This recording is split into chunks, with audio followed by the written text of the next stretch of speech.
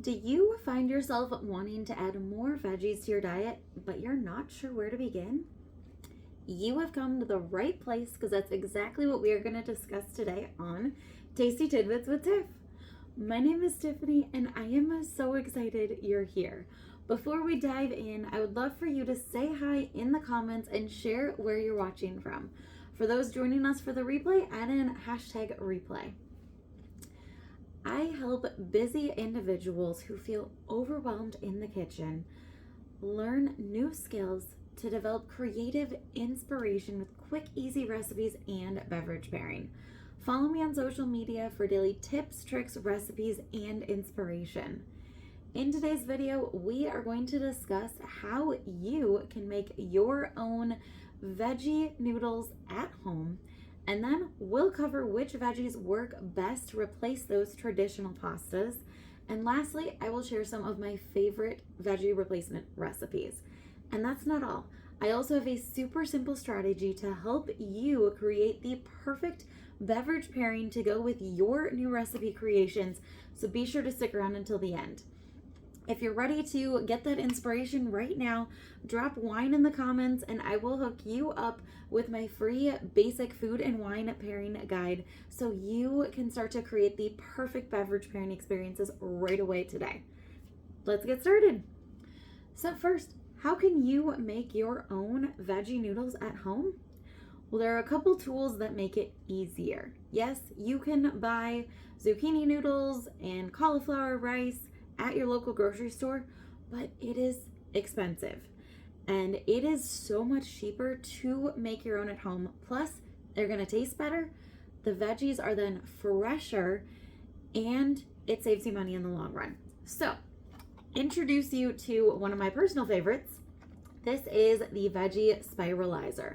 Now, this tool is like a 3-in-1 because of this little blade right here.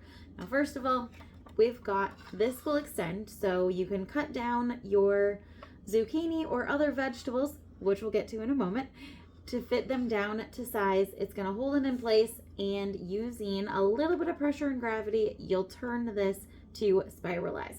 But let's take a closer look at this blade. So we do have a little protector here for storage purposes, and also helps to save your fingers when you're getting this out of the closet. And the blade is held in place right by this little screw. So we'll pull that out. So this is the little blade that makes this a 3-in-1. Without this, there is a flat blade in here so you can make ribbons with your vegetables. Now this is really fun to make your own lasagna noodles, or if you just want those ribbons as your pasta instead of smaller noodles. Now, if you're looking for smaller options, this blade allows you to do fettuccine or spaghetti noodles. So you can see the two different sizes on the side, and that will allow you to customize what size noodles you are looking for. Now, for another option, because sometimes we don't want noodles, sometimes we want a replacement for rice. Now, that is where our coarse grater comes in handy. Most people think of this grater for shredding cheese, but it does so much more than that. I frequently use this to rice cauliflower and make shredded zucchini. Perfect for baking. If you are a fan of zucchini bread, I want you to drop a 7 in the comments. Now, this grater also works well for cheese. You can grate chocolate and so many other things. It also comes as part of a set if you're looking for multiple sizes. But this coarse grater is going to be perfect for so many things. Now, before we dive into what vegetables are going to work best for your spiralizer and the coarse grater, I want to hear from you. What is your favorite pasta dish? Drop it in the comments below. I look forward to reading these and working with you to learn how we can add more veggies to make that pasta dish just a little bit healthier while still tasting delicious.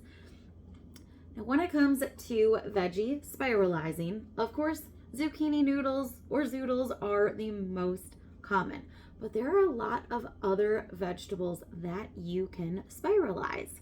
Some of my go-tos are beets, carrots, cucumber, and sweet potatoes. If you have tried any of those, I'd love for you to share in the comments what your favorite veggie is to spiralize into noodles. Now on the flip side, when it comes to rice, cauliflower is the most common, but you can also make sweet potato rice. Now I know other people that have done shredded zucchini, done broccoli as rice, so there are other options, but cauliflower and sweet potato are my preferred. Which one is yours? Drop in the comments which ones you have tried before and love. Now, some of my favorite recipes are going to use all of these in combination. So one of my go-tos is zucchini noodles with a crushed tomato sauce. Now, this is fresh, delicious, and comes together in about 15 minutes. So it is super quick, super easy for those busy weeknights, or if you're looking for a healthy lunch while you're working from home. So you'll spiralize the zucchini noodles and you're gonna saute them just a couple minutes. It doesn't take long to saute them.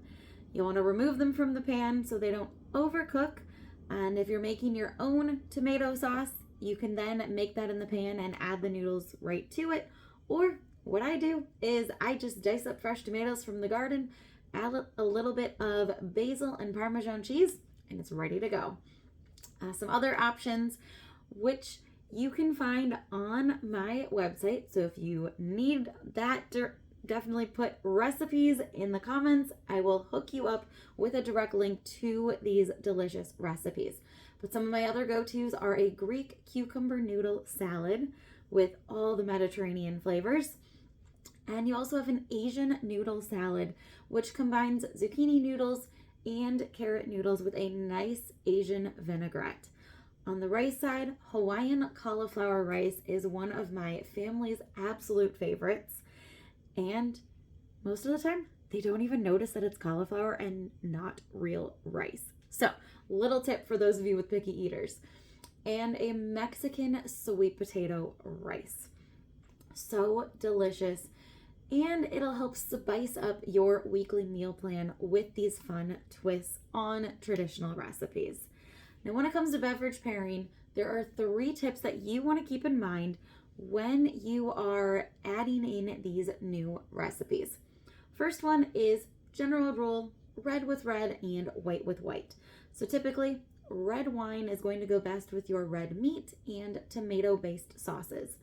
White wine is going to go best with your white meat and cream or garlic herb-based sauces, but that's not always the case. Tip number 2, you want to consider your sides and seasonings. These can greatly influence which wine is going to go best with the entire meal, so don't just focus on the main course.